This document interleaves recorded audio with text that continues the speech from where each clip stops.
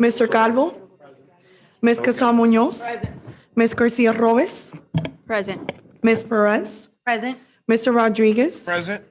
Mr. Tumidor is absent, Mr. Zagbi. Present. Mr. President, you have enough members to conduct business. Excellent. Please read the meeting guidelines.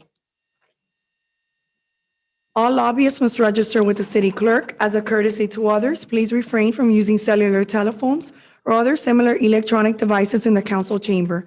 A maximum of 3 speakers in favor and 3 speakers in opposition will be allowed to address the council on any one item. Each speaker's comments will be limited to 3 minutes. No signs or placards in support of or in opposition to an item or speaker shall be permitted within the council chamber. Any person, whether participating via the web platform, telephonic conferencing, or physical presence at City Hall, interested in making comments or posing questions on matters of public concern or on any item on the agenda may do so during the meeting. Members of the public may address the city council on any item pertaining to city business during the comments and questions portion of the meeting. A member of the public is limited to 1 appearance before the city council, and the speaker's comments will be limited to 3 minutes. The public can view public meetings on the city's YouTube page. Members of the public may hear the meeting live through telephonic conferencing using any telephone or cellular phone service. A smart device or computer are not necessary to participate in the meeting if you join by phone. All persons participating via the web platform will be muted during the meeting until called upon to be heard. Participation through Zoom requires a computer or smart mobile device with a microphone and web camera. The participant may elect to participate in the meeting using audio only or appear through both audio and video. The video function of all participants appearing through video will be turned off until called upon to be heard. Thank you, Madam Clerk. Item 6 will be presentations. So we're celebrating a silver jubilee today, right, Mayor? We're going to recognize our 25-year employees. The floor is yours, sir. Thank you, Council President. And, we often talk about our city and, we think about boundaries, we think about buildings, we think about, things, material things perhaps in our city. But in reality, what delivers excellent service on a daily basis is the employees, those that come every day and work. They've been through pandemics, they've been through good times, bad times, budget cuts, non-budget cuts. There's always been a standard, and that is about the employees of our city. So I'm going to ask all of you to come down, and we're going to recognize, I don't know if has been done like this before or not, but what we're going to do for the first time is actually recognize employees in our city that have served for 25 years. Now, you're going to see some of their faces and you know them, and perhaps we have violated laws in the past of hiring people too young, but we're going to take them at their word that they've been here for 25 years, and I think it's fitting that we honor them. So, Elsa, there's something I'm doing right. All right, so if you could all please join me as we call them out, and we're going to call them out first by departments individually. So if your family's here to take a picture, we do that, and then we'll collectively, the group of the department, because all of you share this 25 years of service.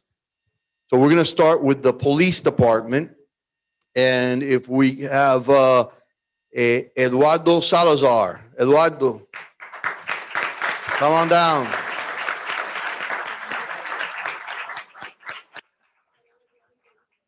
Today happens to be his day off. No, he's here. He's here. All right. Eduardo, come on down.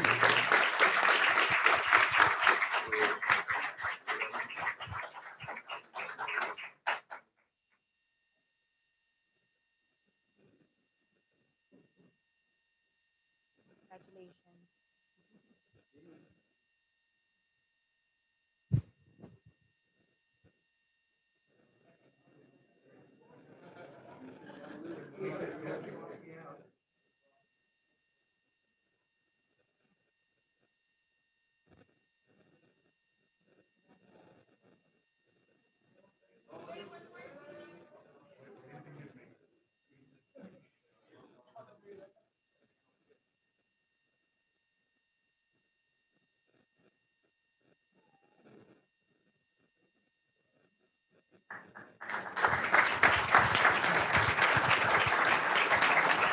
Virginia Rodriguez. Virginia.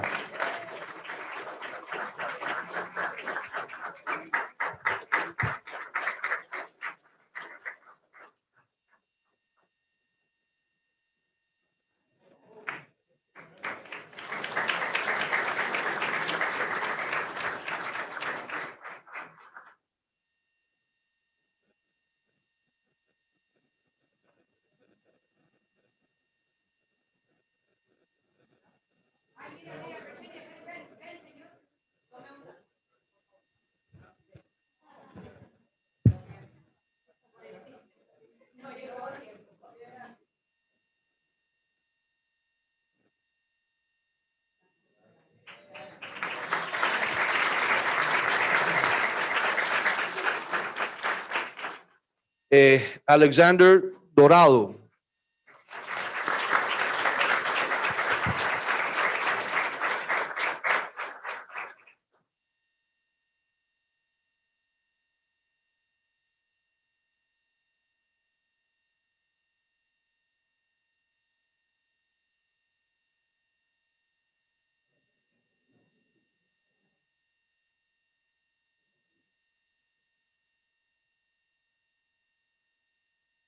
Delia Morales.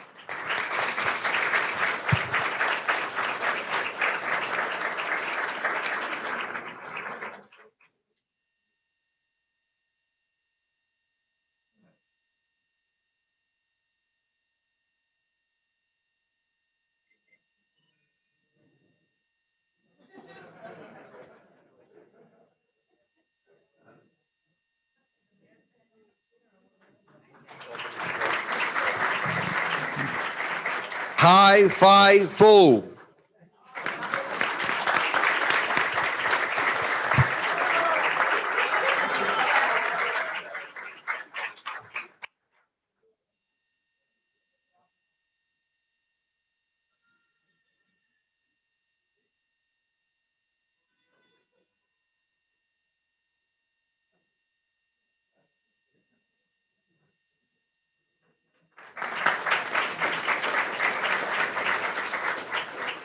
And Mark Donnelly.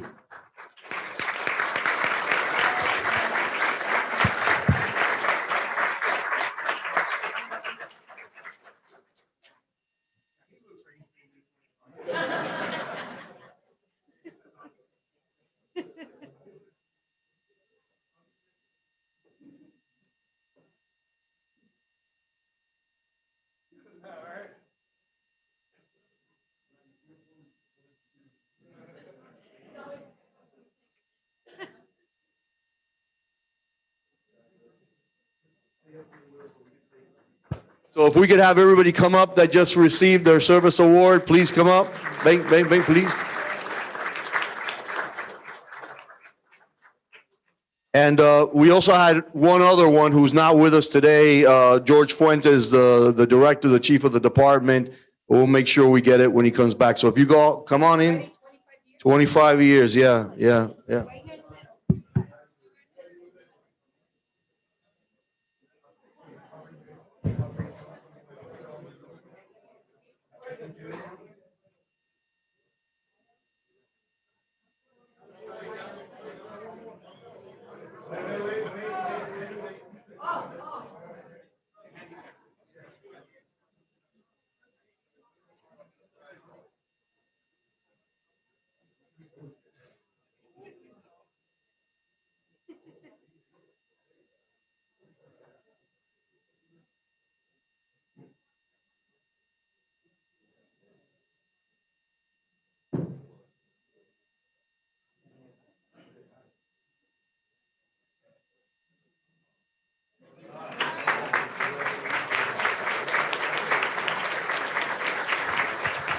"25 years of service."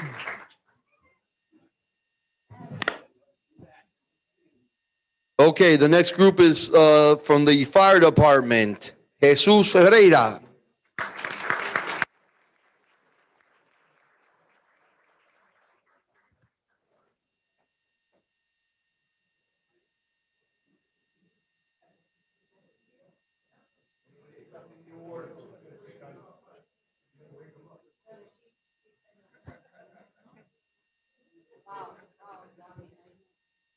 Okay.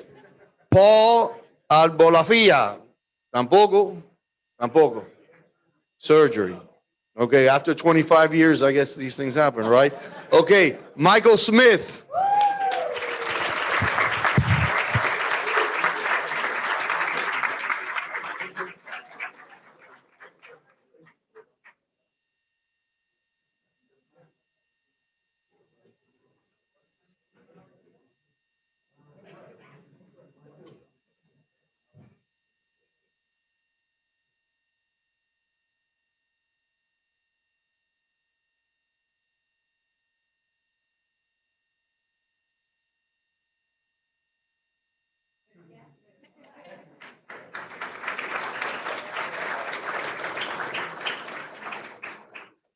And Julián Troncoso.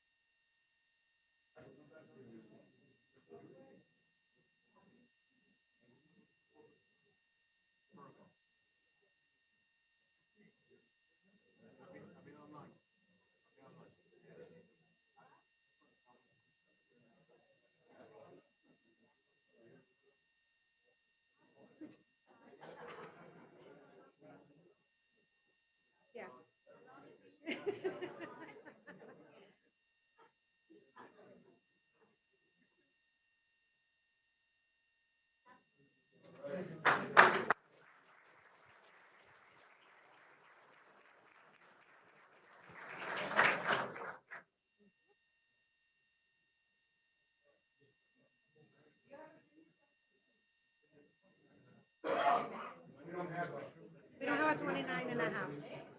No. Oh, with the family.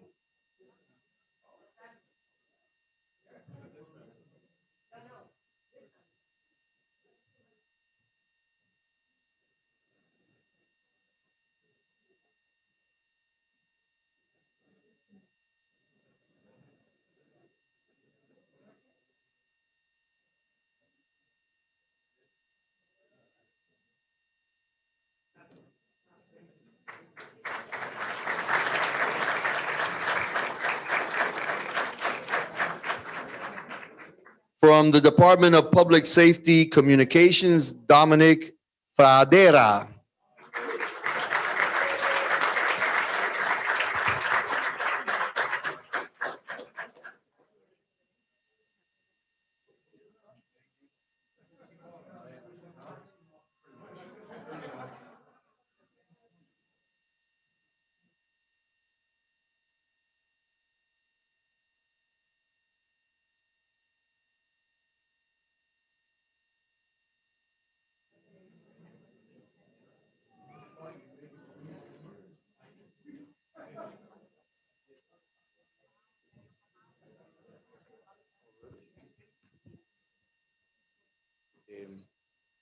All right, from the Department of Parks and Recreation, Edward Acosta.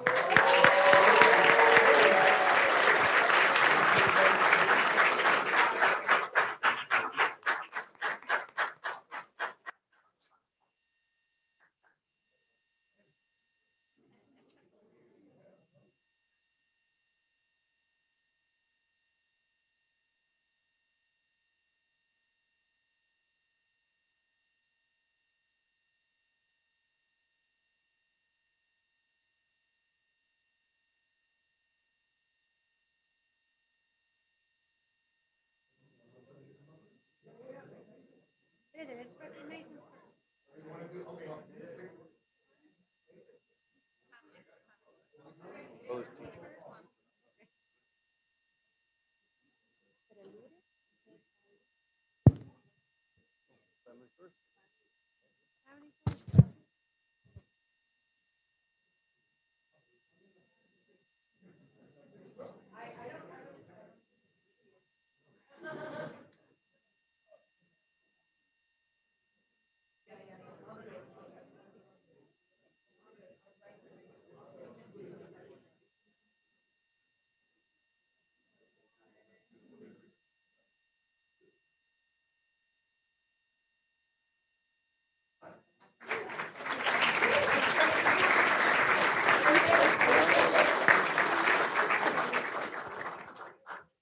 Okay, from Parks and Recreation, Leslie Biatelas.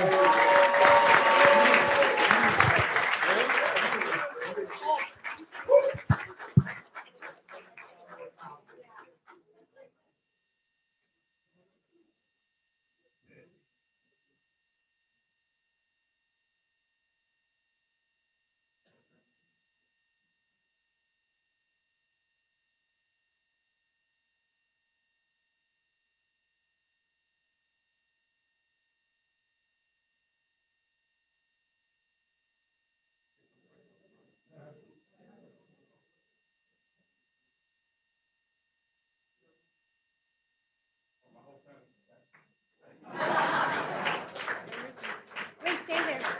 Stay there.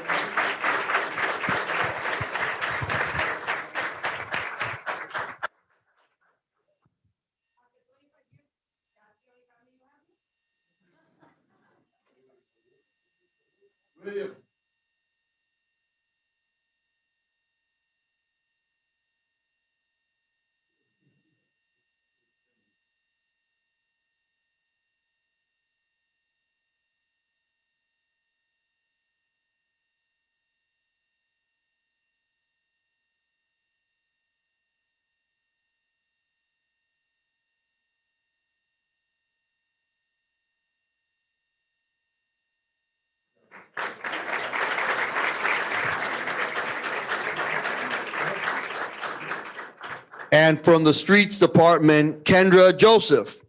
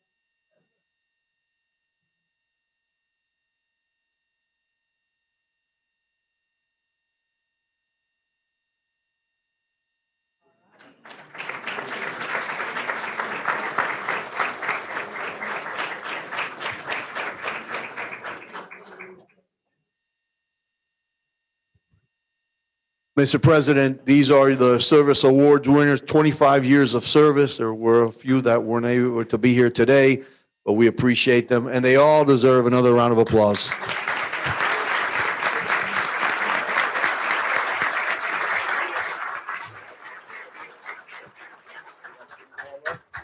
All right, so there's a request that all of you come up here. We're going to get out of the way, and you guys come up here so that we take a collective picture. So tell outside.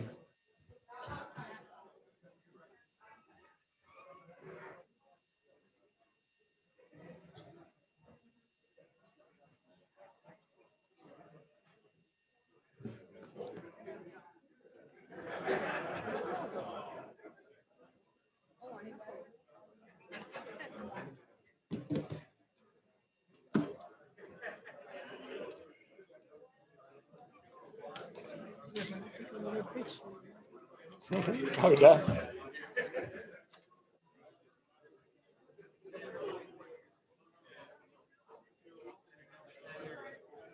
We're missing someone, no? Who are we missing?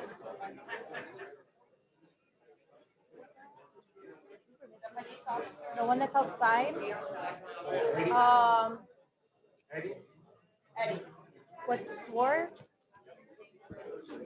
Somebody sees Eddie Salazar, tell him to come in here. They could be in the picture.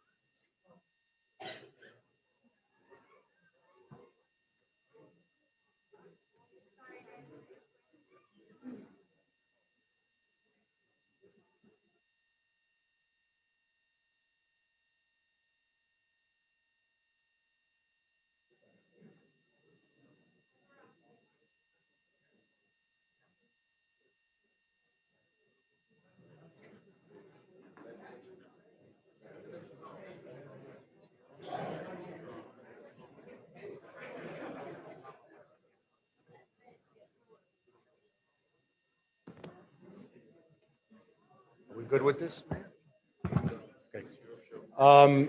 As a new rule, all those who have been recognized or came in support of them cannot leave till the end of the council meeting, including planning and zoning. You'll be out of here by 10:30. Have a great night, everybody. Congratulations. Enjoy with your families. Enjoy. Thank you. We're very proud of you. Nothing, nothing to do. Bye, mi amor. Bye. Bye. Good night, everybody.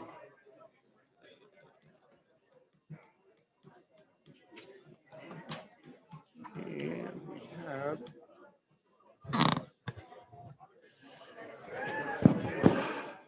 Is that, are we going to?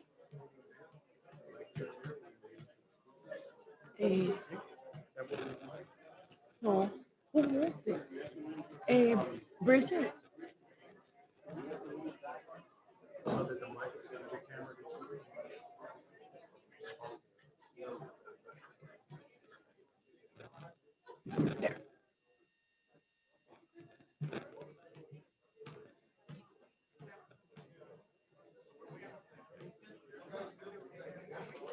Okay, moving right along, item 6B.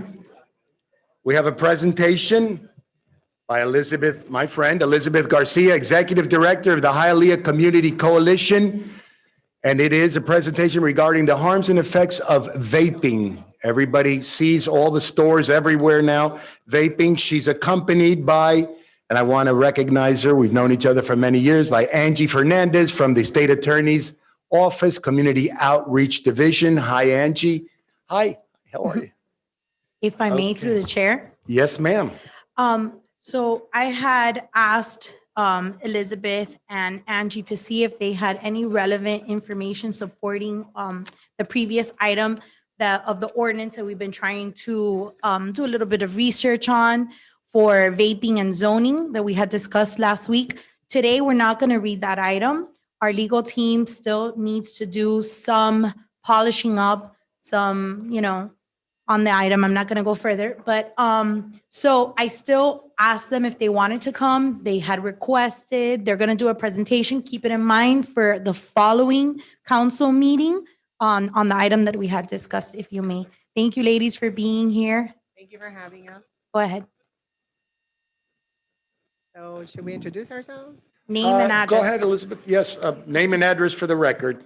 My name's Elizabeth Garcia. I'm the Executive Director of the Hialeah Community Coalition. Been part of the Hialeah community all my life. I live at 7410 North Augusta Drive, Hialeah, Florida, 33015. Unincorporated date, but I'm a true Hialean.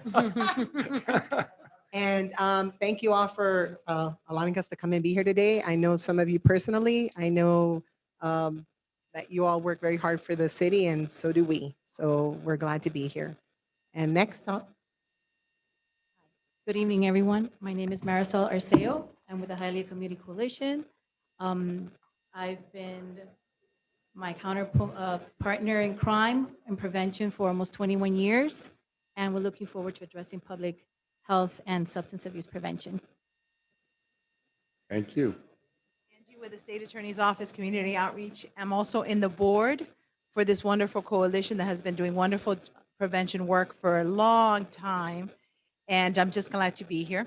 1350 Northwest 12th Avenue, 33133. That's my office number. Yes, perfect, perfect. Thank you.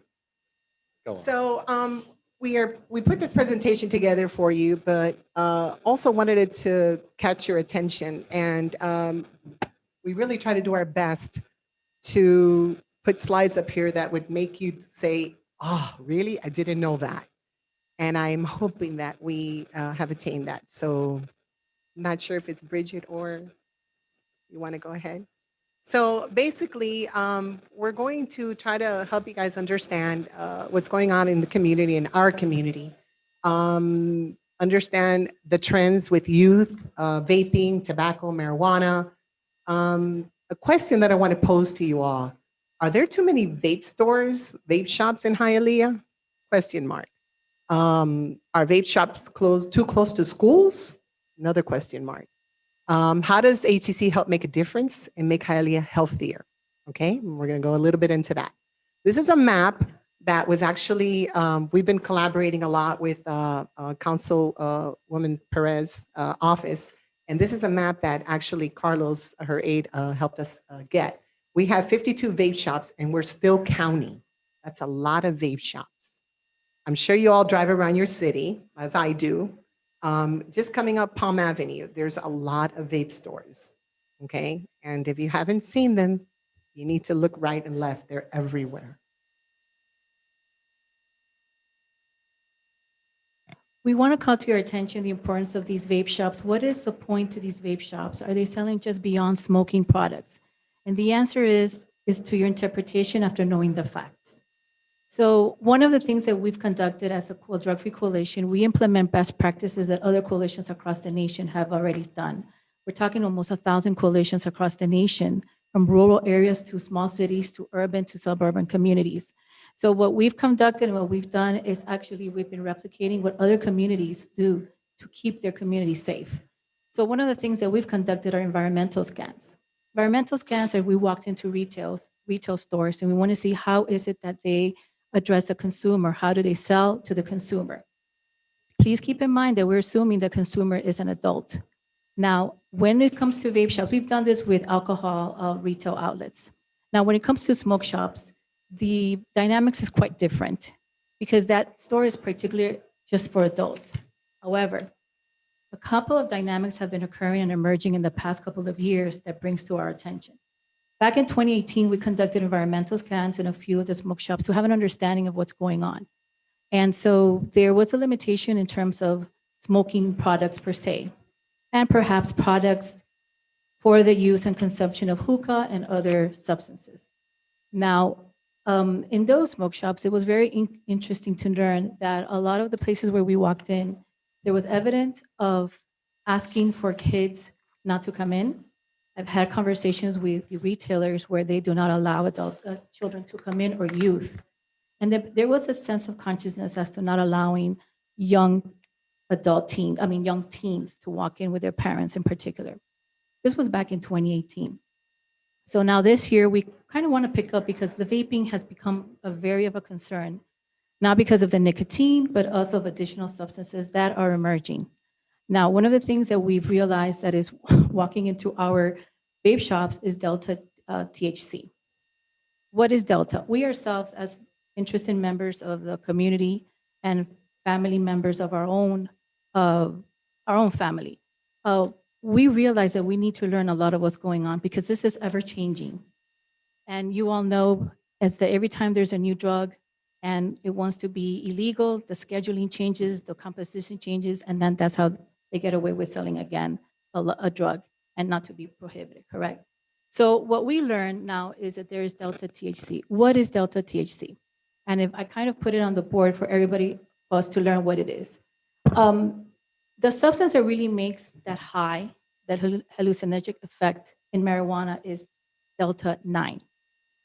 Now, in 2018, there was a little loophole that allowed people to work, those that were investing in marijuana, to really more work on the hemp side versus on the marijuana side. And you can notice that a lot of the smoking products were starting to emerge in terms of using hemp. However, what obviously the lawmakers did not realize is that those that are in the business of hemp realize that there's derivatives of that similar THC on the hemp side, and you can also alter it and also make it synthetic. So what has happened? Well, you can now, with those alternative synthetic compositions, create other products that are legal. There are allowed by most states, including Florida, by the way, is one of 30 states right now that allows the selling of edibles. Now, the interesting thing is that you might think, well, is this different than medical marijuana? Yes, this is open market. This is available to everyone. And what we're here today is to start telling everyone it's the way it's being sold because it's things you think it's for adults, but we're going to want to show you exactly what is delta H THC. And so what we did is that we're going to pull up a few images of a few products that do exist. These are not comic strips. These are actual products that we walked into stores, and Liz is going to walk you through them. And we want you to think and interpret what you think of these products that are available right now in Hialeah, because we walked into those smoke shops and they're there. So when we talk about smoke shops, I don't want you guys just to think about vaping. I want you to see what's actually being sold in these smoke shops.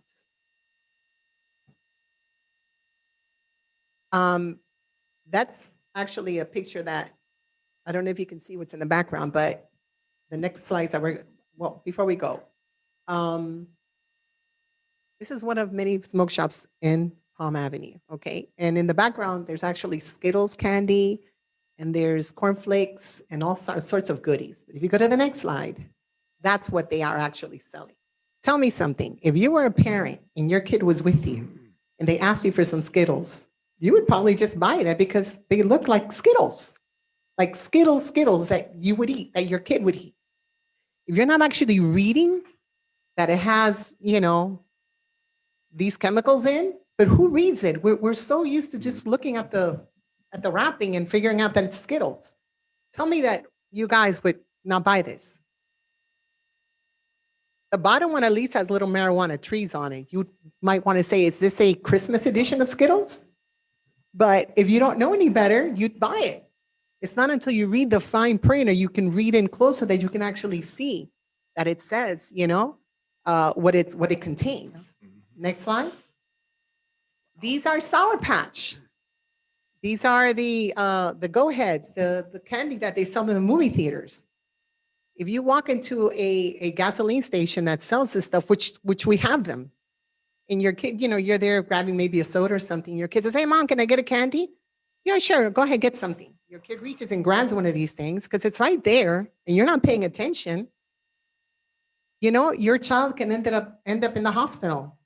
We were actually in a conference 2 weeks ago, and there were parents that were up there talking, and they were talking about how one family had to take their child to the hospital, and they didn't know what was going on with them. And it wasn't until they saw, go to the next slide, Captain Crunch, but Captain Chronic. If you see Trix, Crunch, Cocoa Puffs, all of those are legal. They're being sold, and they're actually laced. And you can see Captain Chronic cereal is the $20 for the box. And you can see down there all the different cereals that they have and how much you're paying per piece that's inside. And again, that kind of looks like something I would buy my kid, or would have, because my girls are older now. You don't know the difference. The packaging is pretty much the same. And this is the kind of stuff that is being sold in our community and outside of our community. This is not just here in Hialeah, it's everywhere. But some people just don't realize it. I was at Costco's the other day, and they were giving out samples of energy drinks. And it caught my attention because they had Skittles written on it. And it didn't have any illegal drugs or anything, but that's how they're getting the kids to buy. It's an energy drink. It's not Monster, but it tastes like Skittles. Let me buy it. And they were actually giving out samples of this in Costco's. I couldn't believe it. Next. This is another thing they're selling in the smoke shops. This is your little kitchen, your little stove. This is how you cook your stuff. And it's totally legal. It's totally legal. And this particular stove happens to cost $599. Next. Okay, so before you play that, the Hialeah Community Coalition was giving a grant through COVID dollars to put together a PSA. And we put together the PSA in English and in Spanish. And this aired on Channel 7 and then in Univision. We filmed this PSA in Miami-Dade Community College, Hialeah campus. Our actors are campus students. We had a film director, everything. When you see the commercial, you're going to see some vape pens because we're using the vape pens. Where do you think we got those vape pens from? We got it from American Senior High because they collect them by the bundles. And all schools have them. They were just the ones closest to me, and I had a relationship with them, and I went and I picked them up because the principal knows what I do. But I could have called any school in Hialeah. I could have called Hialeah Senior High. I could have called Westline, all of them. They all collect vape pens every day. And not just one or two bags. Okay? So we were given this money to put together this commercial, and we did. And I want you to hear it in English and in Spanish. And this commercial aired from West Palm Beach all the way to Key West. And then this one aired on Channel 7. So we were very lucky to get these COVID dollars, and we're very lucky to be able to do this commercial. So when you play, press the little arrow there. There you go. Volume.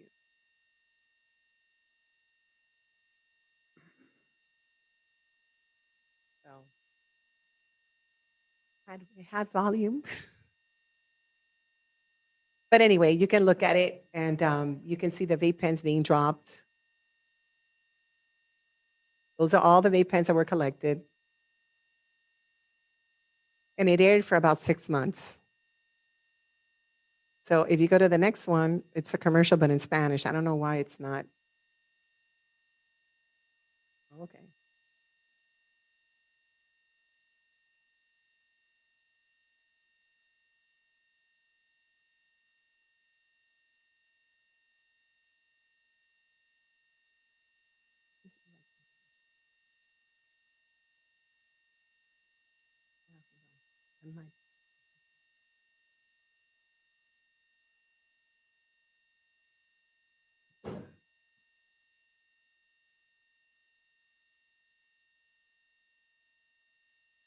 No, can't play. All right. So anyway, I can send it to you guys. It's not a problem. See if Marisol can. But again, all those vape pens came from our schools, one of our schools that we deal with. So we can go to the, yeah, that's fine. Okay, so I won't get too much into this, but I read this morning in the Sun Sentinel. And basically the caption, I don't know if you guys read the Sun Sentinel or if you have access to it, but rainbow fentanyl looks like candy and children may be the intended targets. Okay, this came out today. If you go to the next slide, this is exactly what it's looking like, fentanyl. And then there's a lot of statistics there, which I won't go too much into, but basically these are all the arrests and all the deaths and everything that's going on with fentanyl. Again, that has nothing to do with vaping, but it does. It does because, smoking, marijuana is a gateway drug. After marijuana, after you're done getting that high, after you can't get that high anymore from marijuana, you're going to go move to something else. Okay, it starts alcohol, marijuana, and then you get into your pills. And that's right down Broward. It's right down the street. And I'm sure we have it here too. I know we have it here too. But that report came from Sun Sentinel and from Broward. And the next slide, and that's just more statistics, which I won't get too much into, but basically just letting you guys know that we really need to do something about our smoke shops and making sure that they don't outgrow our city. We have more smoke shops than we do, prevention. I mean, there's got to be some kind of a balance. Okay. So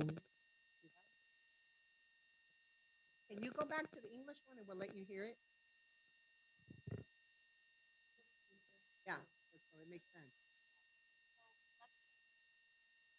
Is not safe. It can put microscopic particles into your lungs and nicotine, which can harm a person's brain development through their mid-20s. Don't let addiction affect you or those around you. Talk to your friends and peers about the risks of vaping because when you talk, they hear you. Learn more at samhsa.gov. So, and that was Julie Guy. I don't know if you guys know her from the radio station, but we actually got her to do our voiceovers. So, and we have a Spanish one too. But I think they get the gist of it. Do you guys have any questions?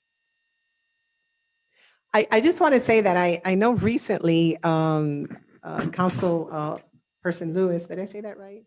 Okay. Attended one of our sessions where we did a virtual cafe, and I wasn't there, but I heard you were a little bit shocked yourself with the stuff you were hearing from the kids. Absolutely. In your presentation, I walked up, I already saw it already. It's just amazing how they disguise different advertising for our 13, 14. I would have teared up that Skittle ball. I'm telling you, I would have killed it. Yeah. And it's the kids and just the stories they say. And when pretty much you line it up, it looks like everything like candy. It's pretty amazing. So definitely I understand and thank you for the presentation. It's very hard. He hasn't been the only one. I know Carl has come to a couple of our things, and Monica as well. And we're trying to get everyone to come and sit and listen to the kids, because I could sit here and talk all day until I'm blue in the face, and you'll listen to me. But if you hear a middle school age kid come and tell you the things that they know and how they can correct you on how things are called and what they're called and how to get them, you would be dumbfounded at, wow, I didn't know that when I was their age. And we really do need to protect them. We need to protect them. There's a lot going on out there. And education is really the key. And, teaching the parents what to look for and teaching the parents on what to, be on the lookout for helps a lot. Because, and that's that campaign, talk, when you talk, they hear you. When you do talk to your kids, they do hear you, but you can't start talking to them when they're 18. You need to start talking to them when they're small and educating them and letting them know. So, and that's another thing that we do. So, I've been to a lot of the students' events that we've heard, and I go to a lot of the schools in Dade County, not only in here in Hialeah, and I do get to hear, and I do see a lot of the teachers very concerned with the issues of the vaping. Unfortunately, it has damaged a lot of their structures in the bathrooms, because when they have a hint that it smells like marijuana, they do go in and they flush it. That's one of the biggest issues that the school's been having with that they, once they know that the vaping is not the nicotine, it's the vapors. They're now taking it with the marijuana, and obviously we can tell the smell. And those are the ones that are actually at least when the kids tell me, oh, I can't smell. And then some kids that are doing it says they really confess to you and they say, it's just, we can't stop. And I know a 22-year-old who started, because I followed him through, I've been doing this for a while. And he says, I started vaping when I was 16 and now I'm trying to do the patch. So they're realizing now at 22 that it is addictive. So I would love to see, obviously, when we go to the universities, to see if these kids want to come to the schools and talk, because it is an addictive format. And I've been all through Dade County, through different schools, doing the drug stuff that we do from our office. And I always try to implement, if it's not good for your health, if you want to be an athlete, you want to run.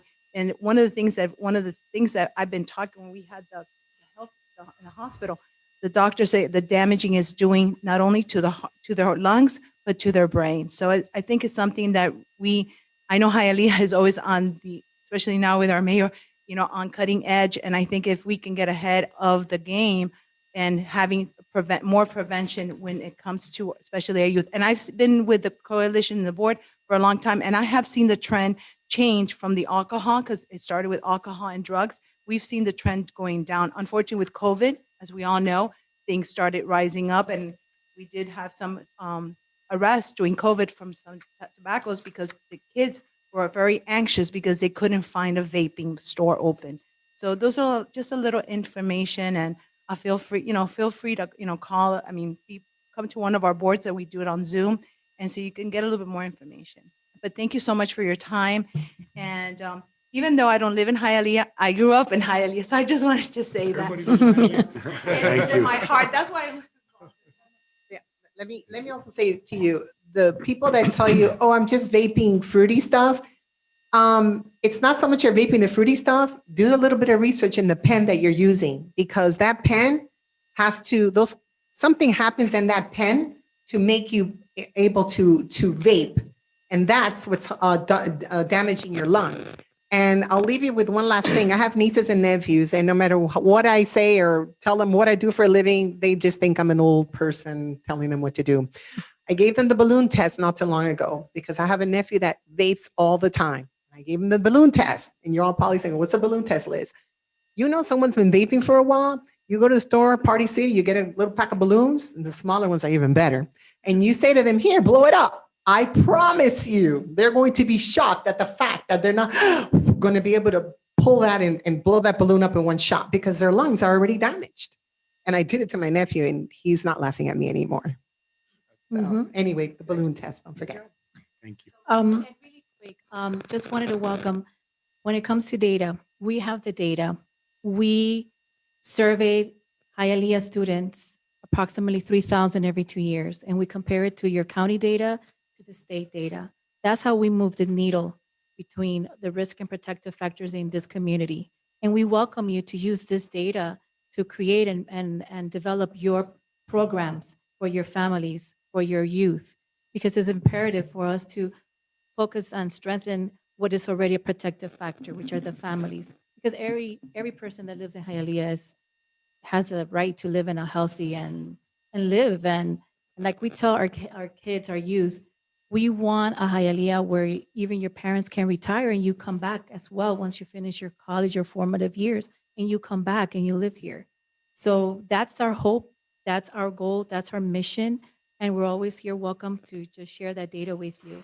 We're up for our next data survey with Hialeah. We work with 7 schools, middle and high school, so we can actually measure what's the perception, what's the use, what's the likelihood. That helps us plan ahead our prevention plans annually. We do this annually. So we welcome you to engage and participate with us. This is your community. Thank you. Thank And you. if I may, through the Yes, chair. ma'am. First, I would like to thank this team because they're the boots on the ground that are protecting our kids here in Hialeah.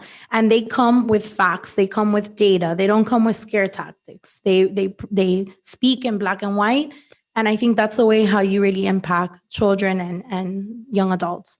I thank the board for listening and being patient. And I think that those of us that are parents take this presentation very seriously and really are shocked by some of the products that are out there and gasp to see that this is something that's out on our streets. So I thank you all for being patient and listening to. I know we have a very long meeting today, but this is a team that we have to respect that is doing the work for us. And I believe that now with this data, as policymakers here of the city, we need to take this information and really start making some movement in a positive direction for our kids in our city without hurting businesses, but with really keeping a target to protect our youth. So thank you so much for being here today. We appreciate it. Thank you very much. Thank And you, I just want ladies. to say one more thing. We were incorporated in 2015, and from day one, we've always had Carl right Thank by you. our side Thank you, in Liz. little offices where we didn't even fit, supporting us. Thank And we're you. still here. Tk you so much. Thank And you, Liz. Monica, our leader, thank you. Thank you, ladies. Bye, Marisol. Bye, Angie. Thank you. Thank Bye. you. Okay. All right. We have an item 8. Oh, I'm sorry. Item 7, comments and questions. Anybody from the audience, comments and questions? Sir, name and address for the record. We've forgotten your name. Good evening, Frank De La Paz, 9361 Burr Road. Just a quick comment. For the next budget year, can you allocate some funds and fix the speakers outside and in the conference room so we can hear stuff from outside? It would be nice. Another add-on? Okay. Yes. I mean, I don't see why they're not I agree. longer worker. Thank you. So I want to take the opportunity. That way Thank I you. don't have to sit here listening right. to you. I can be doing it from the outside. Until your item comes up. There you go. There you go. Thank you. Thank you. Yes, yes, And ma'am. can we put some in the bathroom too? So when we go to the bathroom, we could listen to the meeting, Mayor? Just another speaker, please. Outside, we can put some. All right. Any other comments and questions from online? Do we have any requests online? Anybody wrote anything in? Anyone in the audience? No, sir. Going once, that's it, gone. Okay. Item 8, announcement of amendments and corrections to the agenda. Madam Clerk, please. Administrative items 10A and 10B, consent item Y and item PZ1 are postponed until September 27th, 2022. And the following items have been added to the agenda, consent items BB, CC, and DD. Very good. Number 9, item 9 is the entire consent agenda to be voted on unless someone wants to pull any items on consent agenda. This is also open to the public on a particular item. Anyone in the dais? Do I have a motion? Through the chair. Sir? Just wanted to pull item C and then Bravo, the BB, the add-on item. Okay. 1 second. Item C, you said?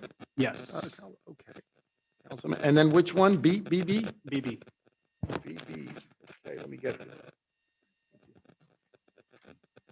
BB. Okay.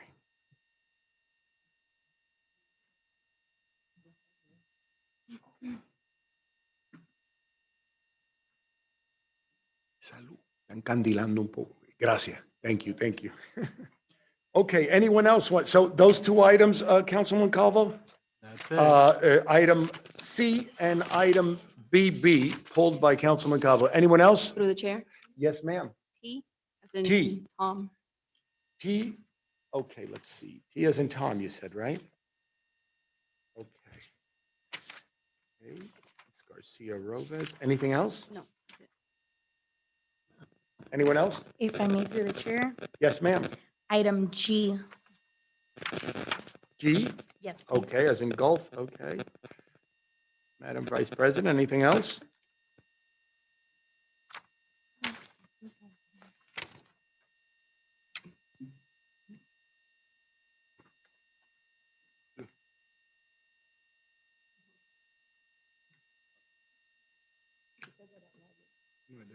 That wasn't about you, by the way. Am I waiting on? Item H. Item H by Madam Vice President. Okay. And then Do we have? Okay. Transit here.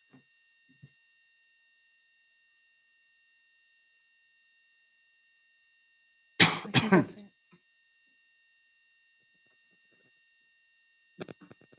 Anything else? That's it. Okay. No one else? Do I have a motion? Motion. Motion from Councilwoman Garcia Rovez, Second. second from Councilman Rodriguez. Call the roll, please. Mr. Zogby, Yes. Mr. Calvo, Yes, Ms. Casa Munoz, Ms. Garcia Rovez, Yes. Ms. Perez, Yes. Mr. Rodriguez. Yes. Motion carries. The consent agenda has passed except items C, G, H, T, and double B. Very good. Item C, please, Madam Clerk.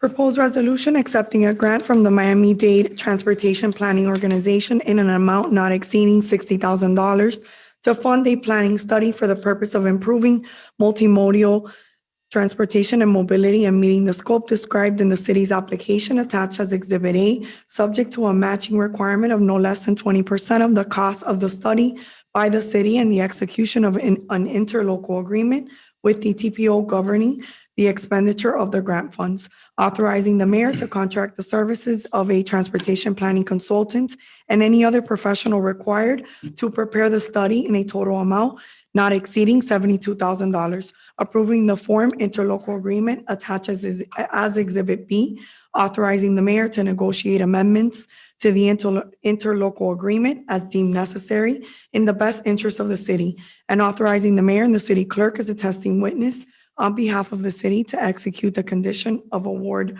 form attached as Exhibit C and all other necessary documents as may be required by the grant, providing for an effective date. Thank you. Councilman Calvo, you've got the floor.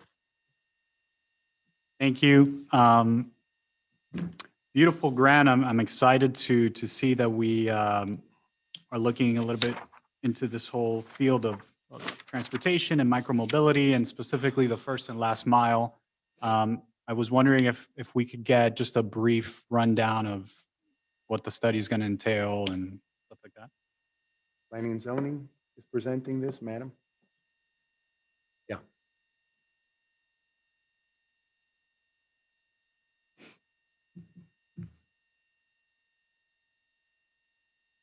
So Just for the record, name and address. The Thank you. research, planning and zoning. Thank you, Deborah. Director, City of Hialeah. What we're going to do with this grant that we got, we're going to work on the implementation of, we have a vision plan for the first mile that goes west of the Hialeah Tri-Rail, Metro Rail station. And there's a trajectory under the Metro Rail that, do you know that it's like a curve and it goes up to East 4th and 21st Street.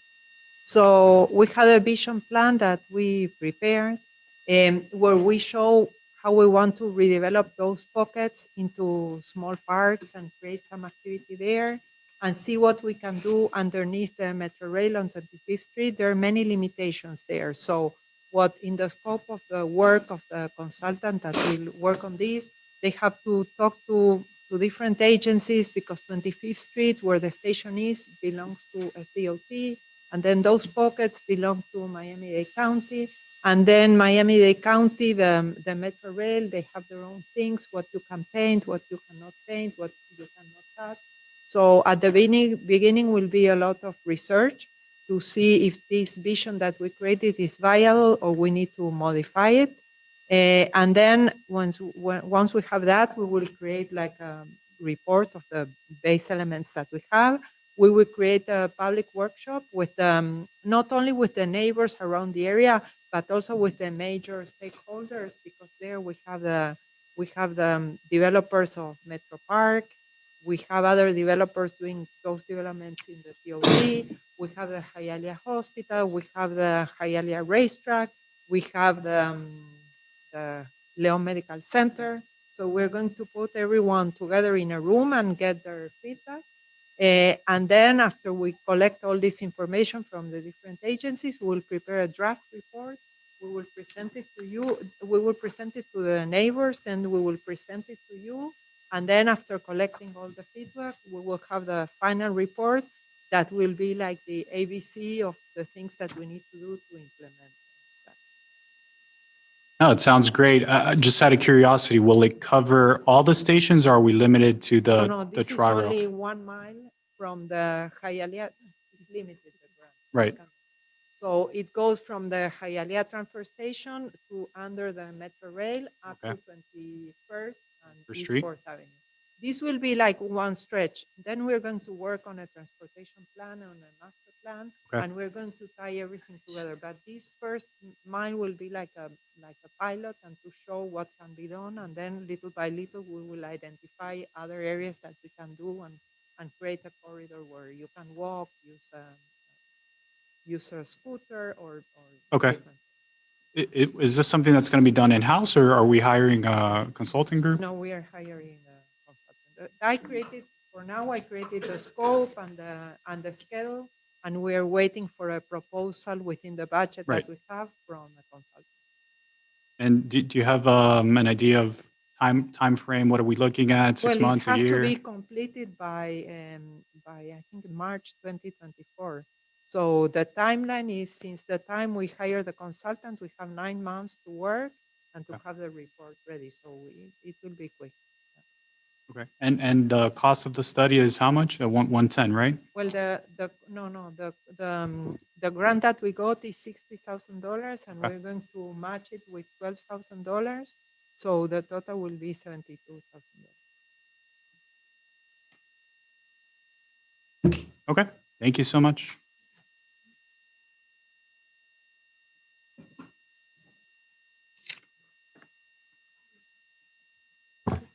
Okay, that's it, Councilman? I'm sorry. Yeah, motion. Sorry. Thank you.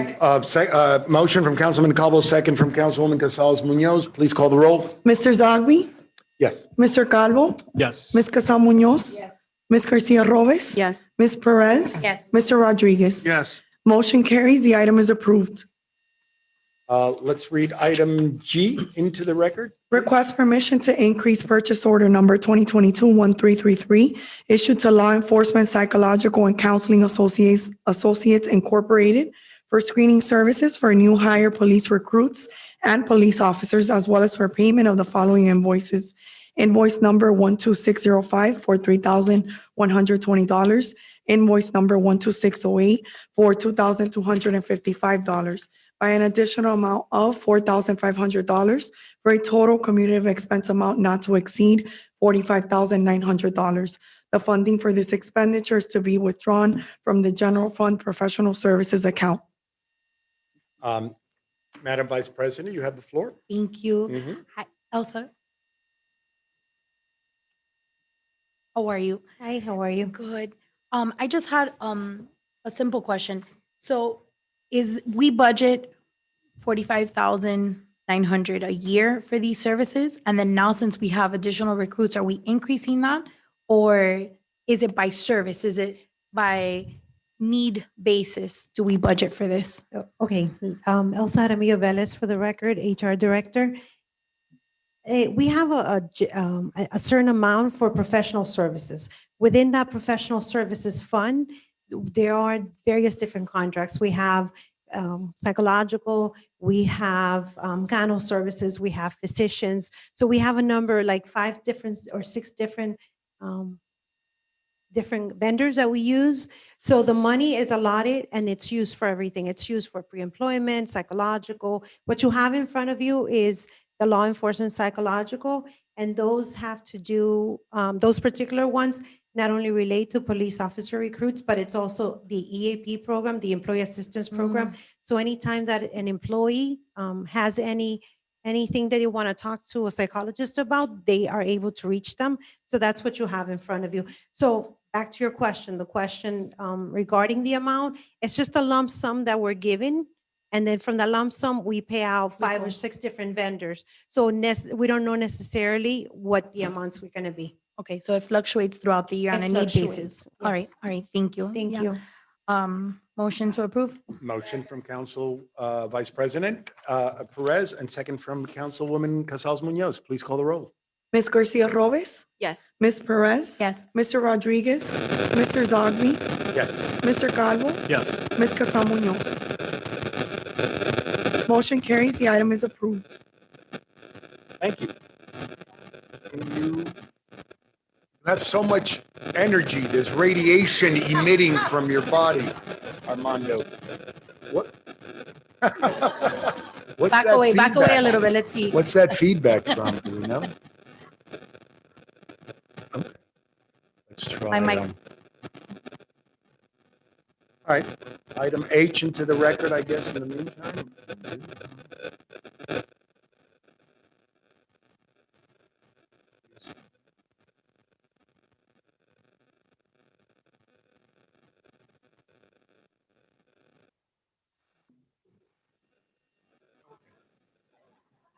What? It was Armando. Okay.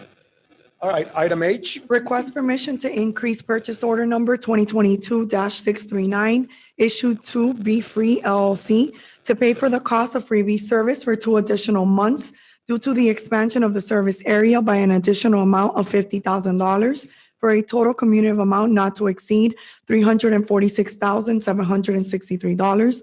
On March 23rd, 2021, the City Council approved Resolution Number 2021-034, thereby approving an on-demand transportation services agreement between the city and Be Free LLC to provide and operate transportation services within designated service areas to the residents and visitors of the city for a period of 1 year with the option to renew the agreement for 4 consecutive 1-year terms.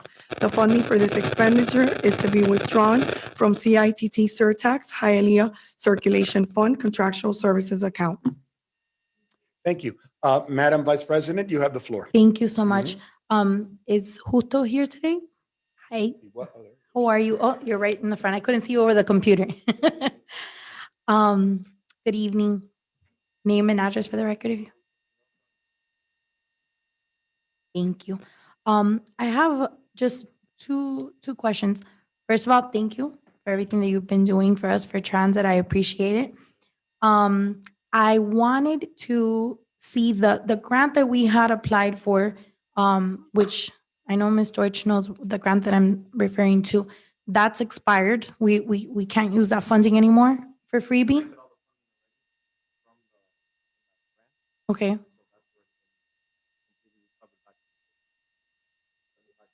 And I think it was a 3-year grant. Am I incorrect? So we reapplied for it and we're getting then a credit from that total?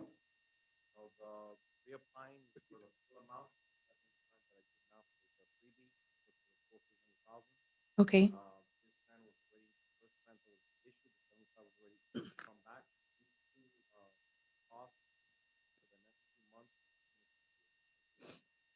So what's the total of the grant that we have? What was the total that we were rewarded in that? 75,000. So it's a deduction of 75,000 to that 346,000 and change, right? 225, okay. So, thank you. Moving forward, I was doing a little bit of research and I heard that they are awarding more grants for these kind of transit operations and it was gonna go before the commission. So maybe, I don't know if once we pay it out, if we apply for that grant, if we're still within the fiscal year to get the credit for that?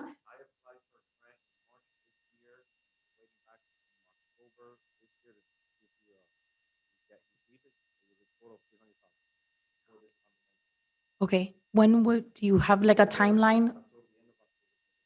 Okay, if you could keep me just informed just to see if we got it or not, and then I'll follow up with some of the commissioners. I've been trying to reach out to see if they have any other information that we could apply to these kind of grants. I'd appreciate it. That's it. That's all for me. Thank you. All right, motion to approve? We have a motion from Council Vice President Perez, and a second from Councilwoman Vivian Casals Munoz. Please call the roll. Ms. Perez? Yes. Mr. Rodriguez? Mr. Zogby? Yes. Mr. Calvo? Yes. Ms. Casal Munoz? Yes. Ms. Garcia Robes? Yes. Motion carries. The item is approved. Thank you. Moving on to item T. Can you please read into the record? Request permission to increase purchase order number 2022-964, issued to Waste Connections of Florida Incorporated, vendor under contract with the city for the collection of household garbage, yard, and bulk waste through September 30th, 2023, by an additional amount of $509,319 for a total community expense amount not to exceed $6,209,319. The funding for this expenditure is to be withdrawn from the Solid Waste Division Fund Utility Waste Disposal Fees account after a transfer of $59,902.13 from the Solid Waste Division Fund Contingency Reserve account. Very good. Madam Garcia Robes, you have the floor. Thank you. Mhm. Hi, how are you? Good, and you? Good. It's a quick question. Is this increase going to affect the residents in any way? No, it's included already in the fees that we collect. Oh, okay. It's a reconciliation item for the end of the year, and it's driven by two things. A is a reconciliation of the number of houses that we serve, and also, but more importantly, it's a fuel adjustment due to the high price of diesel fuel, Mhm. because the contractor under the contract has a right to recover those costs. Okay. That's it from me. Is that a motion? Yes, motion. Motion from Councilwoman Garcia Robes. Thank you, Vidal. Second from Councilwoman Casals Munoz. Please call the roll. Ms. Casal Munoz? Ms. Garcia Robes? Yes. Ms. Perez? Yes. Mr. Rodriguez? Mr. Zogby? Yes. Mr. Calvo? Yes. Motion carries. The item is approved. Thank you, sir. Item BB, please, Madam Clerk. Proposed resolution accepting and approving the fiscal year 2021 Affordable Housing Incentive Strategies Report and Recommendations from the Affordable Housing Advisory Committee, a copy which is attached as Exhibit 1, authorizing the mayor, his designee, and the city clerk as attesting witness to execute any and all necessary certifications as may be required by the Housing Finance Corporation in furtherance of its SHIP-funded local housing assistance initiatives, authorizing the mayor to transmit a copy of this resolution and the report to the Housing Finance Corporation for approval, and providing for an effective date. Thank you. Councilman Calvo, you have the floor. Thank you. Well, first of all, I'm glad that this was done. Obviously, it was an add-on item, so I didn't have the chance to look through it thoroughly. I wondered if we can guess, get the greatest hits on what the recommendation showed. Good evening, Maria Ruiz with Branson Management Office. The purpose of this report is to do what's called a statutory review of 11 different incentives that are put forth by the state of Florida. There are no new recommendations in this particular report because many of the initiatives are already either underway or we believe that the city is already satisfying them in whole. The one issue that I think is going to come back, and we have to now prepare a report for December of this year that will represent 22, is the issue of efficiencies and how they impact housing in the city. Most specifically, I think what the AHAC is going to be focusing on is legitimizing this underground housing so that we have a better accounting of the housing units within the city. But other than that, the report and the way that it's been drafted is also to provide a context regarding housing in the city as it stands this past year. So you'll see that there are articles, that there are reference materials, because we wanted to ensure that not only did we do the statutory obligation of reviewing those 14 incentives, but also to show that Hialeah is different than other cities and put that on the record that the issues that are particular to us also affect how those 11 suggestions can be implemented in the city. Excellent. I'm glad you drew reference to that issue about the efficiencies. I wanted to have my colleagues, if they could, humor me for a second on page 18 of that report. I think it shows a very interesting map of some of the reports of illegal units, efficiencies in our city in sort of a cluster form. If you notice there, I'll give you a second to, it's page 18 of the report of the backup.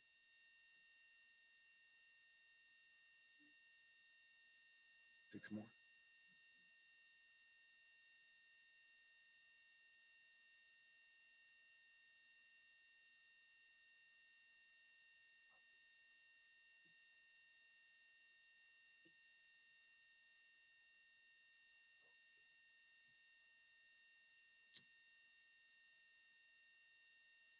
So if you notice on the map here, I mean, I'm just looking at this for the first time, but obviously there's efficiencies throughout the city, but one of the biggest clusters, at least to my perception, is sort of that boundary of CRA that we've been talking about in the southeast portion of our city, especially around the Metro Rail station. So I thought that was kind of neat.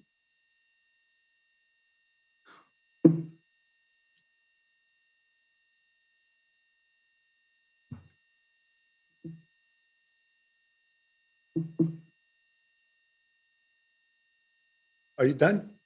Yeah, Oh, that was okay. it. Is this a motion? You ended with, this is kind of neat, but is that a motion? I guess. Okay. Motion from Councilman Calvo. Second. Second from Councilwoman Casals. Thank you, Maria, for an excellent explanation. Thank you, ma'am. A second from Councilwoman Casal Munoz. Can we please call the roll? Mr. Calvo? Yes. Ms. Casal Munoz? Yes. Ms. Garcia Robes? Yes. Ms. Perez? Yes. Mr. Rodriguez? Yes. Mr. Zogby? Yes. Motion carries. The item is approved. All right. We move on to administrative items, right? I'm not forgetting any pulled item? No. No, sir. Okay. 10A, please. 10C, sir. 10A and 10B are postponed. My glasses. Oh, okay. Only on the changes. Okay, okay. I'm saying I'm missing 10C. Thank you. Second reading and public hearing of proposed ordinance repealing section 30-32 entitled Attendance and Absenteeism, created by ordinance number 2021-023, adopted on March 29, 2021, of the City of Hialeah Code of Ordinances, providing for a penalty upon a council member following a third absence unless good cause is shown, repealing all ordinances or parts of ordinances in conflict herewith, providing penalties for violation hereof, providing for a severability clause, and providing for an effective date. Very good. On second reading, 10C, that is, and it's open for public discussion. Having none, a pleasure of the council. Motion. Motion by Councilman Rodriguez, second by Councilwoman Casal Munoz. Please call the roll. Mr. Rodriguez? Yes. Mr. Zogby? Yes. Mr. Calvo? Yes. Ms. Casal Munoz? Ms. Garcia Robes? Yes. Ms. Perez? Yes. Motion carries. The item is approved. Okay. All righty. 10D, please.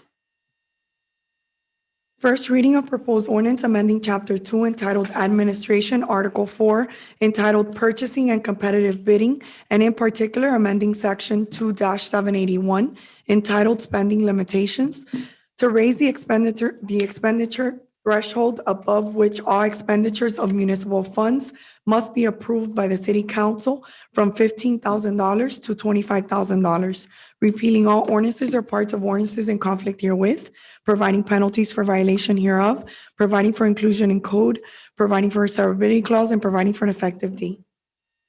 10D is on first reading. Motion from Councilwoman Casals Munoz, Second. second from Councilwoman Garcia Rovez. Call the roll. Mr. Zogby, Yes. Mr. Calvo, Yes. Ms. Casal Munoz, Ms. Garcia Rovez, Yes. Ms. Perez, Yes. Mr. Rodriguez. Motion carries. The item is approved. Second reading and public hearing is scheduled for September 27th, 2022. Mayor, this was long overdue. Good idea. In today's economy, that needed to be done. Thank you. 10E, please. First reading of proposed ordinance amending Chapter 2 entitled Administration, Article 3 entitled Boards, Commissions, and Committees by creating Division 9 Beautification Committee, Sections 2-75 establish, 2-760 Composition and Term of Service, 2-761 Duties and Powers, and 2-762 Meetings, Quorum, and Voting, Attendance Requirements, Rules of Procedure, Minutes, repealing all ordinances or parts of ordinances in conflict herewith, providing penalties for violation hereof, providing for a severability clause, providing for inclusion in the code, and providing for an effective date. 10E is on first reading and certainly open for discussion in the dais or the pleasure of the dais. Unless Through the chair. Mayor, yes, yes, Councilman Calvo. Yeah, just very briefly, I mean, I think it's a great idea. I think beautification, long overdue in our city, and I'll provide the council more information and of course the mayor, but I'm working on trying to do the cleanups as a more frequent thing, and I think this would go well to this end. I guess I had a question just in general when it comes to committees. I know we got those like emails pesking us or pointing us to appoint people and stuff like that. Is there a way that we can get kind of like a full Asking us? in a nice way? Is there a way that we can get kind of like a full breakdown of all the committees? Yeah, If good idea. what we're missing Good idea. personally, Good idea. Sure. and the youth advisory board that we were working on, is that committee active?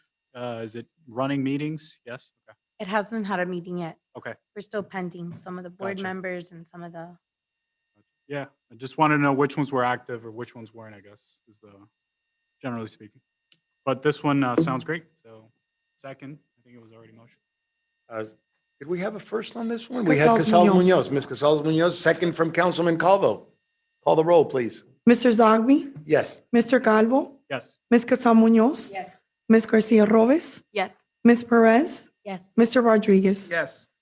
Motion carries. The item is approved. Second reading and public hearing is scheduled for September 27th, 2022. Thank you. 10F, please.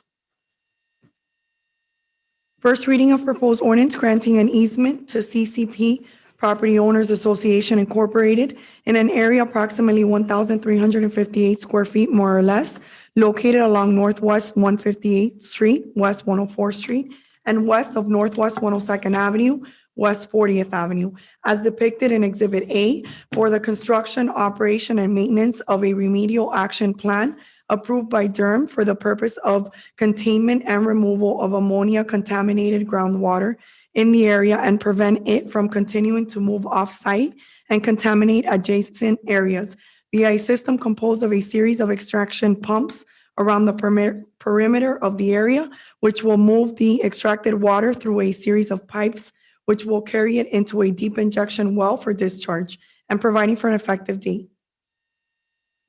10F is on first reading. Open for discussion of the dais or pleasure of the council. Motion to approve by Councilwoman Casals Munoz, Second. second by Councilwoman Garcia Rovez. Please call the roll. Mr. Calvo? He stepped away. Ms. Casal Munoz? Ms. Garcia Rovez? Yes. Ms. Perez? Yes. Mr. Rodriguez? Yes.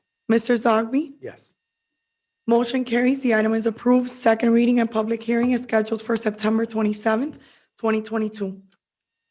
Jose, did you really want to talk or it's okay? All right, No, okay. I'm gonna ask him before you leave. Okay. Different pieces of land, yeah. Okay. 10G, please. First reading of proposed ordinance granting an easement to CCP Property Owners Association Incorporated in an area approximately 800 square feet, more or less, located along Northwest 102nd Avenue, West 40th Avenue, as depicted in Exhibit A for the construction, operation, and maintenance of a remedial action plan approved by DERM for the purpose of containment and removal of ammonia-contaminated groundwater in the area and preventing it from continuing to move off-site and contaminate adjacent areas via a system composed of a series of extraction pumps around the perimeter of the area, which will move the extracted water through a series of pipes, which will carry it into a deep injection well for discharge, and providing for an effective date. Very good. 10G is on first reading. Motion from Councilwoman Casals Munoz, Second. second from Councilwoman Garcia Robles. Before we call the roll, Councilman, did you need to ask Jose something? Oh, okay. Okay. Okay, so we can call the roll then. Thank you. Ms. Casal Munoz? Yes. Ms. Garcia Robles? Yes. Ms. Perez? Yes. Mr. Rodriguez? Yes. Mr. Zogby? Yes. And Mr. Calvo still away. Motion carries. The item is approved. Second reading and public hearing is scheduled for September 27th, 2022. Thank you. 10H, please. First reading of proposed ordinance granting an easement to CCP Property Owners Association Incorporated in an area approximately 1,279 square feet, more or less, located along West 104th Street, Northwest 158th Street, and immediately west of Northwest 97th Avenue, West 36th Avenue, as depicted in Exhibit A for the construction, operation, and maintenance of a remedial action plan approved by DERM for the purpose of containment and removal of ammonia-contaminated groundwater in the area and preventing it from continuing to move off-site and contaminate adjacent areas via a system composed of a series of extraction pumps around the perimeter of the area, which will move the extracted water through a series of pipes, which will carry it into a deep injection well for discharge, and providing for an effective date. Thank you. Before we move on, 10H, do you want to take Councilman Calvo's vote on 10F and G? Yes, sir. Councilman Calvo, your vote on item 10F, please. Yes. Thank you. And your vote on 10G. Yes. Thank you. Thank you. 10H is on first reading with a motion from Councilwoman Casals Munoz, Second. second from Councilwoman Garcia Robles. Please call the roll. Ms. Garcia Robles? Yes. Ms. Perez? Yes. Mr. Rodriguez? Yes. Mr. Zogby? Yes. Mr. Calvo? Yes. Ms. Casal Munoz? Yes. Motion carries. The item is approved. Second reading and public hearing is scheduled for September 27th, 2022. Thank you. Please read 10I into the record. First reading of proposed ordinance granting an easement to CCP Property Owners Association Incorporated in an area approximately 1,780 square feet, more or less, located along Northwest 162nd Street, West 108th Street, and west of Northwest 102nd Avenue, West 40th Avenue, as depicted in Exhibit A for the construction, operation, and maintenance of a remedial action plan approved by DERM for the purpose of containment and removal of ammonia-contaminated groundwater in the area and prevent it from continuing to move off-site and contaminate adjacent areas via a system composed of a series of extraction pumps around the perimeter of the area, which will move the extracted water through a series of pipes, which will carry it into a deep injection well for discharge and providing for an effective date. Motion to approve. We have a motion for 10I from Councilwoman Casals Munoz. Second. We have a second from Councilwoman Garcia Robles. Please call the roll. Ms. Perez? Yes. Mr. Rodriguez? Mr. Zogby? Yes. Mr. Calvo? Yes. Ms. Casal Munoz? Yes. Ms. Garcia Robles? Yes. Motion carries. The item is approved. Second reading and public hearing is scheduled for September 27th, 2022. Thank you. Please read 10J into the record. First reading of proposed ordinance granting an easement to CCP Property Owners Association Incorporated in an area approximately 8,820 square feet or 0.20 acres, more or less, located along and across West 40th Avenue as depicted in Exhibit A for the construction, operation, and maintenance of a remedial action plan approved by DERM for the purpose of containment and removal of ammonia-contaminated groundwater in the area and prevent it from continuing to move off-site and contaminate adjacent areas via a system composed of a series of extraction pumps around the perimeter of the area, which will move the extracted water through a series of pipes, which will carry it into a deep injection well for discharge, and providing for an effective date. Madam Clerk, you're going to wake up in the middle of the night and scream extraction pumps. Abraham's going to think you're crazy. We have a motion for 10J from Councilwoman Casals Munoz, Second. second from Councilwoman Garcia Robes. Please call the roll. Mr. Rodriguez? Yes. Mr. Zogby? Yes. Mr. Calvo? Yes. Ms. Casal Munoz? Yes. Ms. Garcia Robes? Yes. Ms. Perez? Yes. Motion carries. The item is approved. Second reading and public hearing is scheduled for September 27, 2022. Very good. 10, please read 10K into the record. Proposed resolution authorizing the mayor to budget and appropriate funds for the purpose of engaging professional consulting services and commissioning the necessary studies and redevelopment plans in support of redevelopment activities in the Hialeah Market District Community Redevelopment Area as part of the mayor's proposed annual budget for fiscal year 2023 and calling for a meeting of the city council sitting as the members of the Hialeah Market District Community Redevelopment Agency to be held to coincide with a regularly scheduled meeting of the city council. Thank you. Councilmember Calvo, did you want to add something? I think, we went over this 3 weeks ago quite in detail. Again, if anybody has any further questions, the resolution in itself is a little bit empty in the sense that I think it was designed on purpose to allow some flexibility. We're essentially saying that we commit to meeting as a CRA at least once a month, and we would pencil in what that first month would be, presumably October.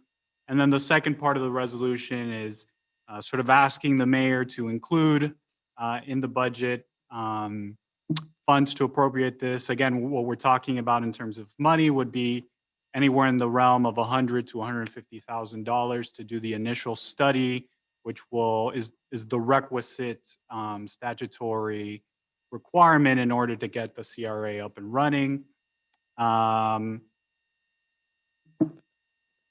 And other than that, I would just ask for your approval on this. So I would motion to approve.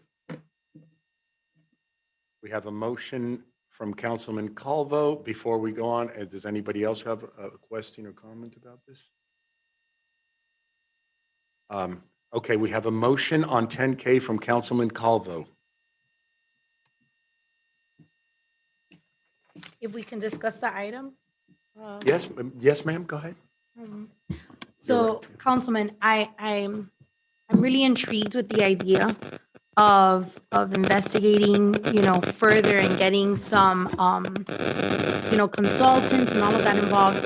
As I expressed previously, I think that the economy right now, the way it is, I'm a little bit apprehensive engaging in this. I think that we have a new administration that just passed the budget that's playing with the numbers that they were given before. And I think that in order for us to feel, I think, confident as a whole, as a city, I think we should wait, in my opinion, some time to see how the budget is, how the economy goes. Maybe I'm really excited that the mayor proposed to have, a consultant team run some kind of data on our transportation. I think that that's very much needed. But I know that the mayor and I have discussed this also in the past. I think that we can't just do that analysis just on transit. I think we have other areas that we also have to kind of run a bit of a study on before we target this area of redevelopment to a specific area. Right. And I think that we should run some of that data on different aspects of our departments before we engage fully and focus and say, okay, we're going to do this area, this district. I would feel more comfortable if we ran some kind of data and numbers prior to that. Yeah. And if we I wait, can jump and in if we here. wait for, in my opinion, for the economy to kind of level off, for inflation to level off, for people to feel more comfortable now with the new proposal that Commissioner Regalado is doing on efficiencies and maybe getting some, you know, I think that that's going to be relevant to us also in the area that we choose. So that's my opinion. Moving forward, I think we need to maybe consider running data on all aspects, not just transportation, Mayor, before we kind of engage. And that's my opinion, but I would love to hear from the members on the council. Yeah, just a quick point. I agree with the sentiment. I just want to be clear that we wouldn't be spending any money if we pass this resolution today. That would be a separate vote, a separate topic of discussion, not only spending the money, but what areas that is. I guess what this does today, the way I interpret the resolution, is we're sort of committing to keep talking about it, is essentially the way that it was designed to operate. Because it does leave us with a lot of positions in the future to be able to pull back. If we don't want to spend the money, that's fine. If we want to target a different area, we can do that. We're not setting any of those things in motion currently. The only thing we're doing, again, is two things. Number one, committing to meet, calling it a CRA board, but as you know, we do that already with charter oversight and the planning and zoning aspect. So we're committing to meet as a board. That is one of the things. And then the second one is we're asking the mayor, again, we don't have the ability to force him to do it, but essentially we're asking him if he could please include it in the budget. If he doesn't include it in the budget, that's fine. But is essentially, as a body, we hereby resolve that we're committed to this endeavor in some way, shape, or fashion. And in regards to the actual transit study, I mean, I just want to highlight it. It was there on, I can find the page for you, but that study is $110,000 in and of itself, and it's only a mile, which I think is great. I think we should do the study. I voted for it, clearly. But I think we're getting a lot more bang for our buck because this is not just transportation. We're talking about zoning and housing and all sort of these kind of different topics merged into one. So that's why I think it's exciting. If really that is the consensus, the only thing I could say is my fallback position would be is that we just commit to the meetings then. If you want to wait a little bit longer in terms of budget or anything like that, then that's I guess another option as well. If I may, through the chair. Yes, ma'am. I love your enthusiasm, and I think that you have a great intention, right? I think your intentions are there. I think you have a great vision moving forward. I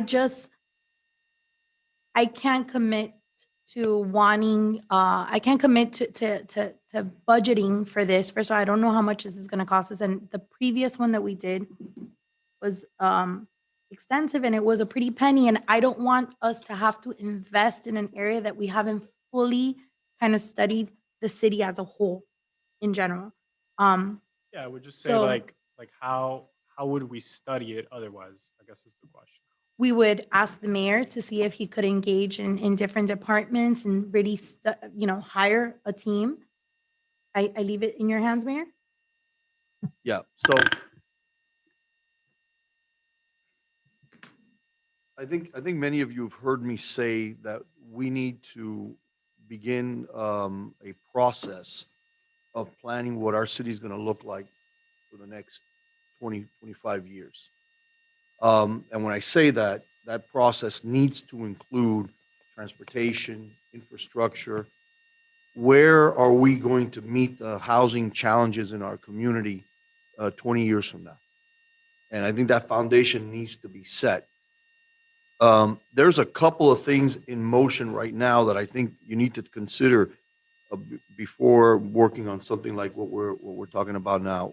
One is we haven't given you a budget yet. And we're going to present you formally that budget tomorrow, and that budget becomes your budget in essence. As I've been meeting with most of you individually today, we are tight on the budget.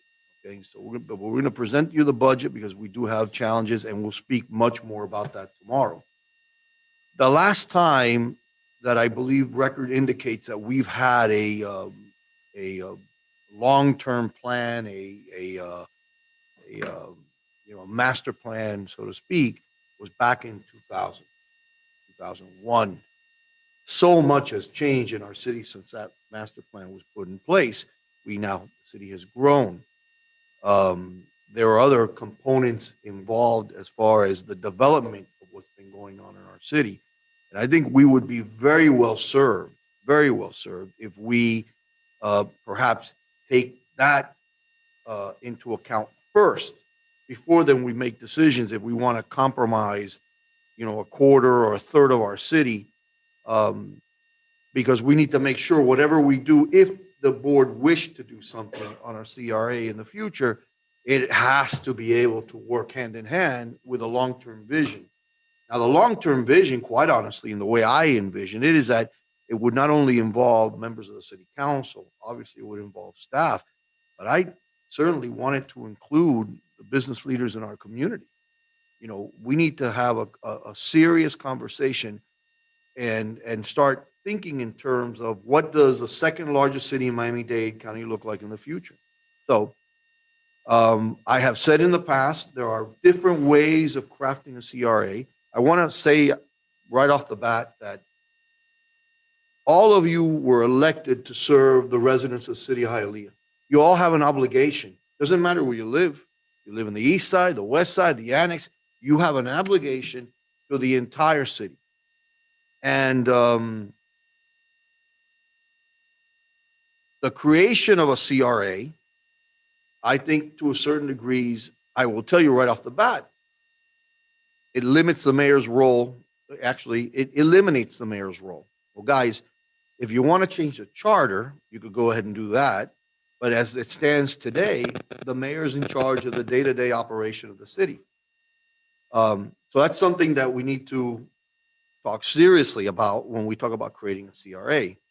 The second thing is that and I've talked about this before because I learned a lot of lessons in the county, is that there's ways of doing something where you don't compromise all the revenue in a CRA, and you could kind of layer out money, because we still have obligations. And I would tell you, and I will go more detail tomorrow when we go over the budget, the unfunded liabilities that we have in this city are staggering, And these are, I think I equated it to somebody today as the cancer of our budget, okay? That if we don't start giving it radiation in heavy dosages, we're going to handicap the future of the city and the future council and mayors of the city. So, I don't know if the conversation is right now. I concur the enthusiasm. We're going to need to tackle issues in the city. But I think first, the budget is going to be, and tomorrow we'll get more into the budget, but the budget is your biggest policy statement that you could possibly make, because it basically tells you where you're putting your money, And so to me, that becomes, you have to do that first. And then I have said repeatedly now for the last couple of months, passing the budget, we need to sit down and start thinking in terms of a long-term vision on all avenues. By 2024, if I'm not mistaken, and if my folks are guiding me the right way, and I have no reason to think they wouldn't, we're going to have to lay out like $15 million to fix infrastructure issues. And I can tell you right now, we don't have it. And I understand that we don't want to talk about raising taxes, and I'm not going to promote that. But I'm going to tell you, we're going to have to become very creative in how we address these issues. So I would, giving it more thought and giving more thought to, the budget that we need to pass tomorrow, I would respectfully request that for now, we withdraw the item. Let's pass the budget first, and let's start to set up the parameters for a citywide master plan discussion. I have the 1970 version in my office, and I think I got the 2000 version in my office. I think we need to do that first, before then we could entertain saying, okay, this is what we want to do in a certain area. Which, by the way, there's a lot of things that are going on at the market station. There's a lot of things going on in factory town that I think could have a ripple effect here. And there's other things that I think are going to be coming, which is going to require a lot of your attention to make sure that we do things the right way. So that's my thought, Councilwoman. I don't ever want to be a person to kill anybody's thoughts or agendas. I just want to make sure that everybody has the information. And I think that's what I would recommend as the course for us to be able to handle these items. Thank you, sir. Thank you, Mayor. Any other comments or from the dais? We have to go through it. We have a motion from Councilman Calvo. Do I have a second? I don't have a second. I guess this essentially dies here. Motion fails for lack of a second. Okay. Moving on to, thank you, and thank you, Councilman Calvo. Moving on to board appointments. 11A, please. Good night, sir. Night. Proposed resolution reappointing Yulisa Enriquez as Council Vice President Perez's appointment to the Planning and Zoning Board for a 2-year term ending on June 28, 2024. Motion to approve? We have, was that you, Madam Vice President? Okay, motion from Madam Vice President. I figured it was you. Yep. You're nominating her. And second from Councilman Rodriguez. Please call the roll. Mr. Zogby? Yes. Mr. Calvo? Yes. Ms. Casal Munoz? Ms. Garcia Robes? Yes. Ms. Perez? Yes. Mr. Rodriguez? Motion carries. The item is approved. I don't know if we want to call up the gentleman from the university. No, he doesn't want to speak. want to speak. Thank He you. told Richard he just wants to watch the meeting. Oh, okay. 12 is unfinished business. Do we have any unfinished business in the dais to discuss? Oh, do we have quorum? No, well, we don't need quorum. No, we do have quorum. You have Yeah, quorum. and we don't need it. We have Fine. one, two. Oh, there you go. You're not counting yourself. I always humbly forget to count myself. I'm so modest. Thank you. Moving on to 13, new business. New business? Going once? Gone? And we'll be doing zoning in about a moment. Right? Are we missing, who we're missing? Councilman Rodriguez, but we're fine. Okay, we can move right to zoning. There's no zoning. No? What? Yes. Let's administer the oath for zoning. While those persons who will be testifying on an item, please stand and raise your right hand. Las personas que quisieran prestar sus opiniones delante de esta junta, por favor pónganse de pie y alce la mano derecha. Do you swear or affirm that the evidence you're about to give is the truth, the whole truth, and nothing but the truth? So help you God. If so, say I do. Usted jura o afirma que el testimonio que va a dar será la verdad, toda la verdad y únicamente la verdad, y que Dios sea su testigo. Por favor, diga que sí si la respuesta es afirmativa. Let the record reflect that all have responded in the affirmative. En el archivo público constará que todos han respondido afirmativamente. Thank you. Moving on to PZ1, please read into the record. It's postponed, sir. That was said in the beginning. I have an antiquated, okay. LU1, please. That wasn't postponed. First reading of proposed ordinance amending the future land use map from residential office district to commercial district.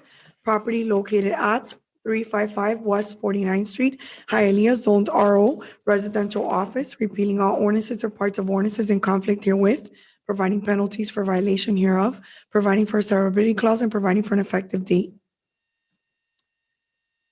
LU1 is on first reading, not open for public discussion, but certainly for the pleasure of the council.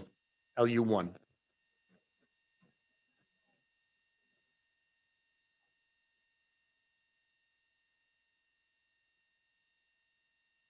I think this is a common thing taking place now on 49th Street.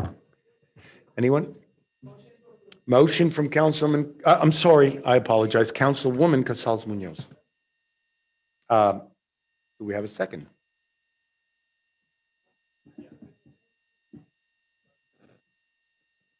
Second. We have a second from Councilwoman Garcia Rovez. Please call the roll. Mr. Calvo? Yes. Ms. Casal Munoz? Ms. Garcia Robes? Yes. Ms. Perez? Yes. Mr. Rodriguez? Mr. Zogby? Yes. Motion carries. The item is approved. Second reading and public hearing is scheduled for September 27th, 2022. Thank you. 2. First reading of proposed ordinance amending the future land use map from industrial to transit-oriented development district, property located at 1140 East 25th Street, Hialeah, Zone M1 Industrial District, repealing all ordinances or parts of ordinances in conflict herewith, providing penalties for violation hereof, providing for a severability clause, and providing for an effective date. Second. Motion on LU2 from Councilwoman Casal Munoz and a second motion from Councilwoman Garcia Rovez. Please call the roll. Ms. Casal Munoz? Ms. Garcia Rovez? Yes. Ms. Perez? Yes. Mr. Rodriguez? Mr. Zogby? Yes. Mr. Calvo? Yes. Motion carries. The item is approved. Second reading and public hearing is scheduled for September 27th, 2022. Thank you. Please read LU3 into the record. First reading of I'm sorry. proposed. What was that? Oh, I thought you were. Please behave yourself, Frank. I'm sorry. I apologize. Yeah, wow. Okay. LU3, sorry. First reading of proposed ordinance amending the future land use map from major institutions to commercial district, property located at 8155 West 12th Avenue, Hialeah, Zone C1 Restricted Retail Commercial District, repealing all ordinances or parts of ordinances in conflict herewith, providing penalties for violation hereof, providing for a severability clause, and providing for an effective date. That's that daycare there.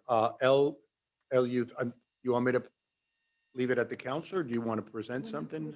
LU3. LU3 is on first reading. Would anybody like to comment or ask any questions or pleasure of the council? A motion. We have a motion from Councilman Rodriguez. 1 second, sir. I'm sorry. Let's wait.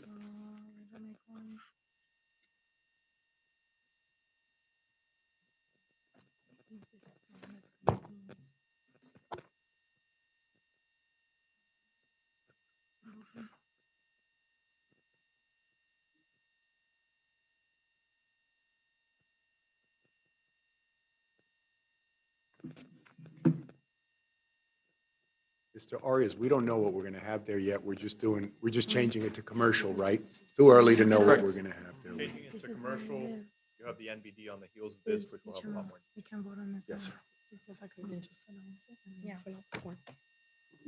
I'm gonna have to recuse myself from this item. I live next to the property. That,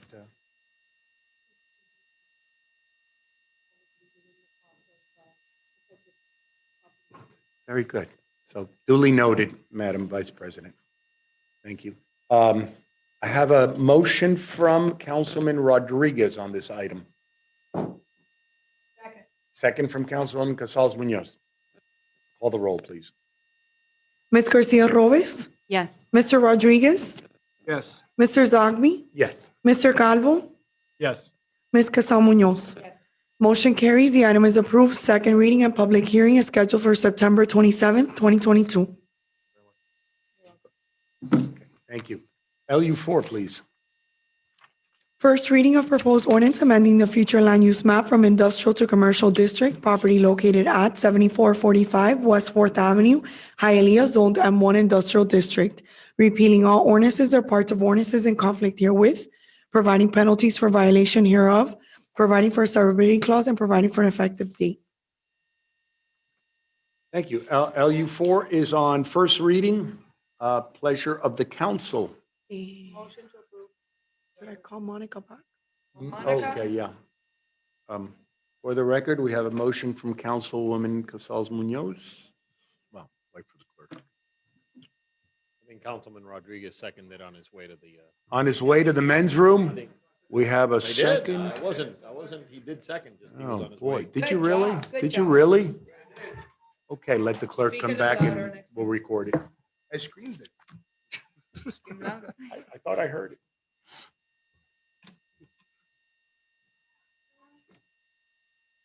Madam Clerk, we do have a first from Councilwoman Casals Munoz and a second from Councilman Rodriguez, so we can call the roll. Ms. Perez is away. Mr. Rodriguez? Yes. Mr. Zogby? Yes. Mr. Calvo, Yes. Ms. Casal Munoz, Yes. Ms. Garcia Robes. Yes. Motion carries. The item is approved. Second reading and public hearing is scheduled for September 27, 2022. Thank you. Thank you, Hugo. LU5. First reading of Please. proposed ordinance amending the future land use map from low-density residential and major institutions to medium-density residential district, property located at 585 East 26th Street, 591 East 26th Street, 595 East 26th Street, folio number 043108-001-2570, and 0403108-001-2580. Hialeah zoned R1, one family district, repealing all ordinances or parts of ordinances in conflict herewith, providing penalties for violation hereof, providing for a severability clause, and providing for an effective date. Thank you, Manny. LU5 is on first reading.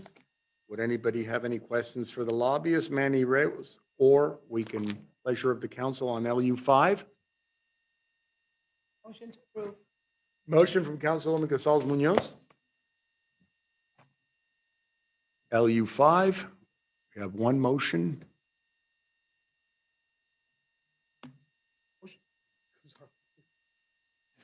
Did you say motion? Okay, motion. You said it already? I'm going. Okay.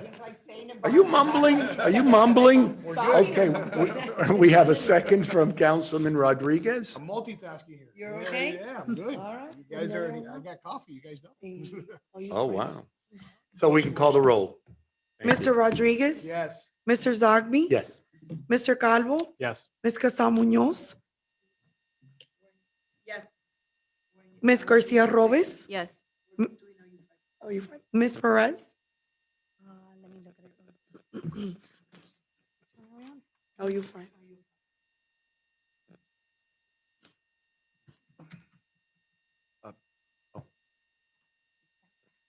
Yes. Motion carries. The item is approved. Second reading and public hearing is scheduled for September 27, 2022. And if, ma'am, I may record your vote, Council Vice President, for item LU4. Yes. Thank you. Thank you. May I address the board, please? Oh, yes, sir, Manny. Yes, I'm going to be out of town. Name and address for the record, Sure. please, Manny sir. Bruce Architect, offices at 18501 Pines Boulevard, Suite 342, Pembroke Pines, Florida. For the next hearing on the 27th, I'll be overseas for a vacation, and I've asked Deborah to cover for me, and she said she would. You want us to table it for a couple of months? No. Is that what you're asking? No. No? Okay. No. No worries. And I'll be back for the zoning portion of the hearings sometime in October. So, Thank you, Manny. Have a All good right. trip. Thank you, sir. thank you. Okay, LU8, I mean, LU7. 6. I know, I'm just teasing. LU6. I have to. First- LU6, please, thank you. First reading of proposed ordinance amending the future land use map from low-density residential to high-density residential district, property located at 350 East 40th Street, Hialeah, zoned R1, one family district, repealing all ordinances or parts of ordinances in conflict herewith, providing penalties for violation hereof, providing for a severability clause, and providing for an effective date. Thank you. LU6 is on first reading and not open for public discussion. Certainly, the lobbyist wants to say something, or pleasure of the council. I see we have an approval for this from your office, right, Deborah? Very good. You're good. So we have a good from Councilman Rodriguez. Motion. We have a motion from Councilman Rodriguez on LU6.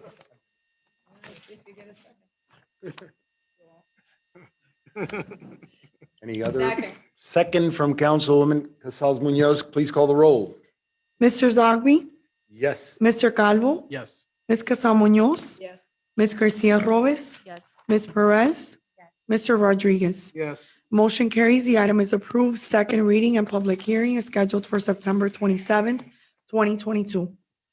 See how easy this was? Thank you, Frankie. Take care.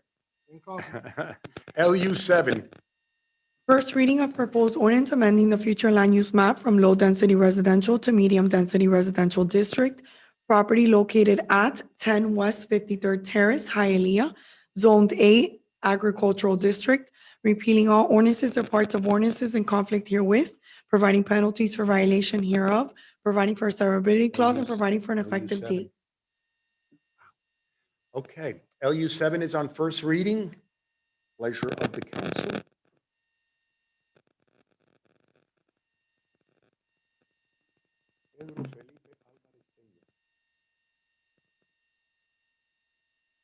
So this was zoned agricultural, right, Deborah? Yeah. So this is a technicality then? Yeah, two buildings, right? Two residential buildings, right? Oh, two-story, 4 units, sorry. Yes, okay. Yeah, yeah, sounds good. Sir? Did I have a motion? No. You motioned, right? Yeah, okay. And so we have a motion from Councilman Rodriguez, right? Second. Oh, okay, so we have our second from Councilman Rodriguez officially. You guys got me confused. Can we call the roll? I'm sorry, who was the first? Ms. Casal Munoz? No? Oh, then I'm thoroughly confused. So we only have one motion By Rodriguez. from I Councilman second. Rodriguez. Did you? I second. But yeah, but she Okay, wants to then say we have a something. second from Councilwoman Garcia Rovez. Oh, go ahead.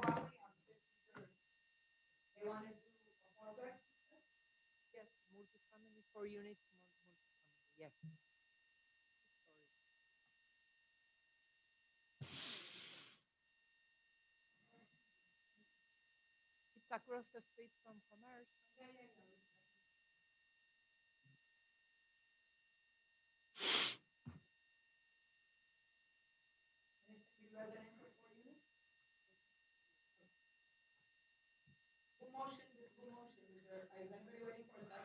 No, we have a second.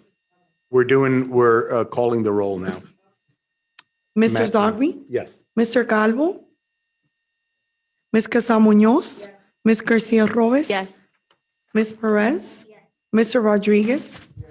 Motion carries. The item is approved. Second reading and public hearing is scheduled for September 27th, 2022. Thank you. LU8, please. First reading of proposed ordinance amending the future land use map from medium-density residential to major institutions. Property located at 141 West 27th Street, 130, 140, 150, 160 West 28th Street, Hialeah, zoned R3, multiple family district, repealing all ordinances or parts of ordinances in conflict herewith, providing penalties for violation hereof, providing for a severability clause, and providing for an effective date.